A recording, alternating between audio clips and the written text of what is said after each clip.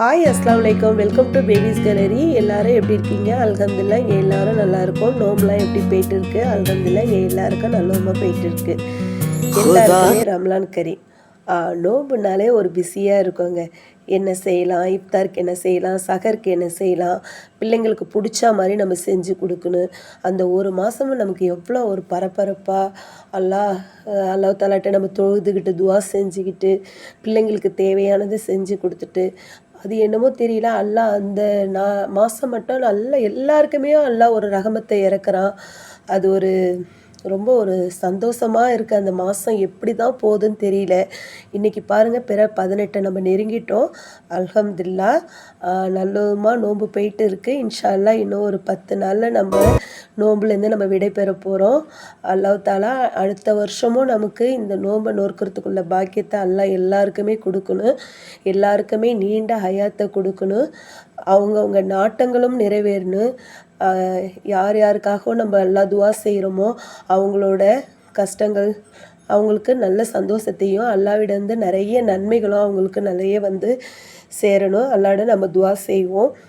இஃப்தாருக்குள்ள வேலையை நான் ஸ்டார்ட் பண்ண ஆரம்பிச்சிட்டேன். கஸ்டர்டு பழம் சும்மா கொடுத்தா பிள்ளைங்க சாப்பிடாது. இந்த கஸ்டர்டில் போட்டு கொடுத்தா தான் சாப்பிடும் ஜில்லுன்ட்டு. இன்றைக்கி நான் ரோஸ் மில்க் தான் செய்ய போகிறேன். பாதாம் பீஸ்னும் சப்ஜா சீட்ஸையும் நான் ஒரே இதுலேயே நான் ஊற வச்சுருக்கேன். அது உடம்புக்கு ரொம்ப நல்லது. கொஞ்சம் ஹாட்டான மில்கில் தான் நான் இப்போ ரோஸ் மில்க் சேர்த்துருக்கேன். இதை நான் ஃப்ரிட்ஜில் வச்சு ஜில் பண்ணிவிடுவேன். கஸ்டர்டுக்குள்ள ஃப்ரூட்டை நம்ம எடுத்து வச்சுக்கிட்டேன். நான் இன்றைக்கி என்கிட்ட ஆப்பிள், மாதுளை, வாழைப்பழம் அது இருந்துச்சு. சரி, இதை வச்சு நம்ம இன்றைக்கி கஸ்டர்டில் போட்டுருவோம். தனியாக கொடுத்தா பிள்ளைங்க சாப்பிடாது. அதே கஸ்டர்டில் போட்டு நம்ம ஜில்லுன்னு ஃப்ரிட்ஜில் வச்சு கொடுக்கும்போது அதுங்க சாப்பிட்ருதுங்க. அதனால சரி, நான் கஸ்டர்ட் செஞ்சிடுறது. சம்டைம்ஸ் என்னைக்காவது மட்டும்தான் நான் கஸ்டர்ட் செய்யாத நான் விட்டுருவேன். நான் இஃப்தாருக்கு கஸ்டர்டுக்குள்ள வேலை சூப்பராக ரெடி ஆகிடுச்சு. கஸ்டர்டும் சூப்பராக ரெடி ஆகிடுச்சு. அது கொஞ்சம் ஆறின பிறகு ஃப்ரூட்ஸ் எல்லாம் அதில் சேர்த்துக்கிட்டேன். நான் ஆப்பிள், அப்புறம் மாதுளை, அப்புறம் பனானா 2 இருந்துச்சு. சரி, எல்லாத்தையும் கட் பண்ணி அதை போட்டு ஃப்ரிட்ஜில் ஸ்டோர் பண்ணிட்டேன். நான் கஸ்டர்டு யாருக்கெல்லாம் ரொம்ப பிடிக்கும், பிள்ளைங்க ரொம்ப விரும்பி சாப்பிட்றது அந்த கஸ்டர்டு. ஓகே, அடுத்தது இஞ்சி. ஆமாங்க, பெருநாக்கு பிரியாணி செய்யணும்ல, அதனால இஞ்சி பூண்டு பேஸ்ட்டு என்கிட்ட காலியாகிடுச்சு. அதனால் கொஞ்சம் கூடவே நான் அரைச்சி வச்சுக்கிட்டேன். நான் அதனால் இஞ்சி பூண்டு ப்ராசஸ் வேலை நடந்துக்கிட்டு தான் இருக்குது. ஆமாங்க, கொஞ்சம் கெப்பாசிட்டி கொஞ்சம் கூடவே நான் அதை அரைச்சி நான் ஸ்டோர் பண்ணி வச்சுருவேன். நான் அப்புறம் ஃப்ரிட்ஜு ஒரே ரொம்ப இதாக இருந்துச்சுங்க. நோம்புக்கு முன்னாடி க்ளீன் பண்ணது, நோம்புல என்னால் க்ளீன் பண்ணவே முடியல. சரி, இன்றைக்கி எப்படியாச்சும் இந்த ஃப்ரிட்ஜை க்ளீன் பண்ணிடணும். அதில் பொருள் எடுக்க கொள்ள அது கொஞ்சம் பிசு பிசுன்னு கொஞ்சம் இதாகவே இருந்துச்சு. சரி, இன்றைக்கி எப்படியாவது க்ளீன் பண்ணிடணும்னு சொல்லிவிட்டு இன்றைக்கி நான் அதுக்குள்ளே வேலையை நான் ஸ்டார்ட் பண்ண ஆரம்பிச்சிட்டேன். நான் சரி, அதில் உள்ள திங்ஸ் எல்லாம் எடுத்துட்டு நல்லா சும்மா க்ளீன் பண்ணிவிடுவோம் நம்ம. ஏன்னா அது க்ளீனாக இருந்தால் தான் நம்ம ஸ்டோர் பண்ணுறதுக்கும் நல்லாவும் இருக்கும், திங்ஸும் நல்லா எந்த ஸ்மெல் வராத நல்லாயிருக்கும்.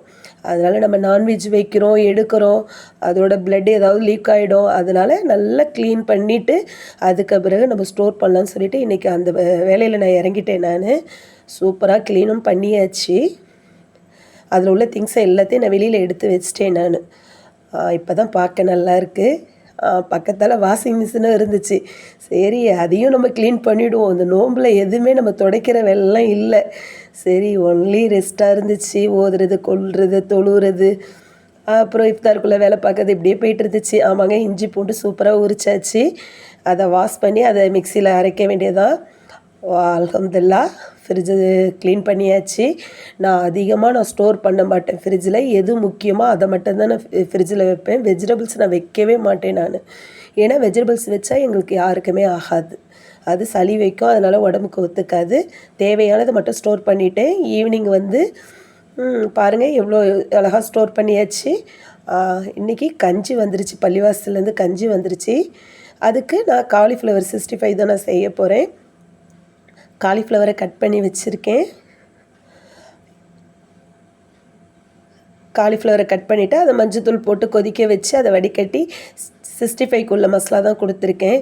சரி அந்த வேலை பண்ணும்போதே இன்றைக்கி ரசம் வச்சு ரொம்ப நாள் ஆகுது. நோம்புக்கு முன்னாடி ரசம் வச்சது. யாருமே ரசம் வைக்க விடவும் மாட்றாங்க. எனக்கு ரசம் வேணான்ட்டு.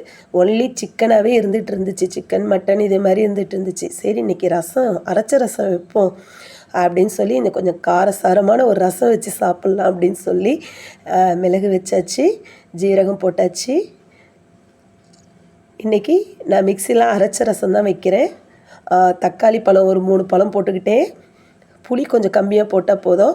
நான் பூண்டு ஸ்கின்னோட தான் போடுறேன் நான்.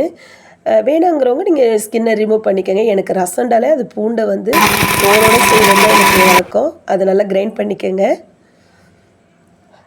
ரசத்தை தாளிச்சிருவோம். கடுகு, காஞ்ச மிளகா, உளுத்தம்பருப்பு, கருவேப்பிலை போட்டுக்கோங்க. கொஞ்சமாக பெருங்காய பொடி போட்டுக்கோங்க. ரசத்துக்கு பெருங்காயம் இல்லைன்னா எப்படி போட்டுட்டு அந்த அரைச்ச விழுதியும் அதில் சேர்த்துக்கோங்க. சேர்த்து நல்லா வதக்கி விடுங்க. புளியை கரைச்சிக்கோங்க. இந்த ரசம் சூப்பராக இருக்கும், அரைச்ச ரசம். இதை நல்லா வதக்கி விடுங்க.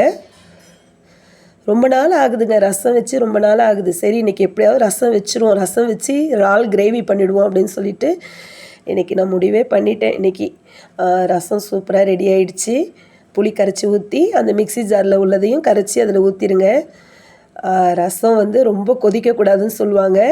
அதனால் தேவையான சால்ட்டு போட்டுக்கோங்க. அப்படியே கொதிக்கிற ஸ்டேஜ் வரும் பாருங்கள், நொங்கு நுரையுமா வரும் பாருங்கள். இந்த ஸ்டேஜில் மல்லித்தலை தூவி விட்டுக்கோங்க. சூப்பரான ரசம் ரெடி ஆகிடுச்சு. நான் சகருக்கு தான் ரைஸ் வைப்பேன். நான் சூடாக சோறாக்கி இந்த ரசத்தை ஊற்றி சாப்பிடும்போது சூப்பராக இருக்கும்.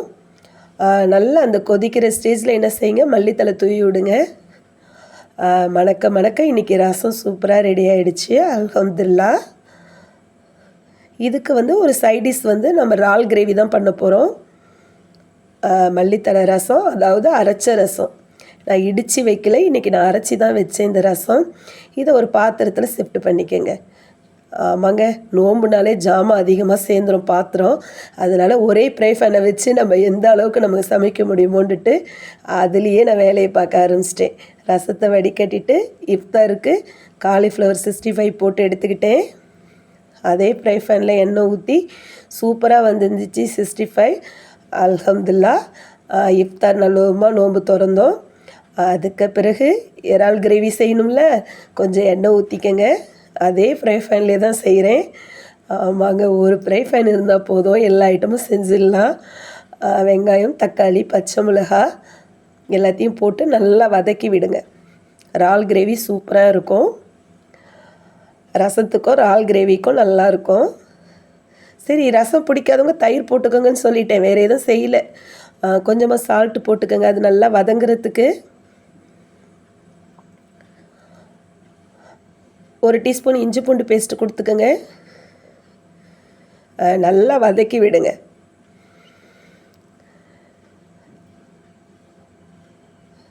ரசத்துக்கு சூப்பரான இறால் கிரேவி ரெடி ஆகுது.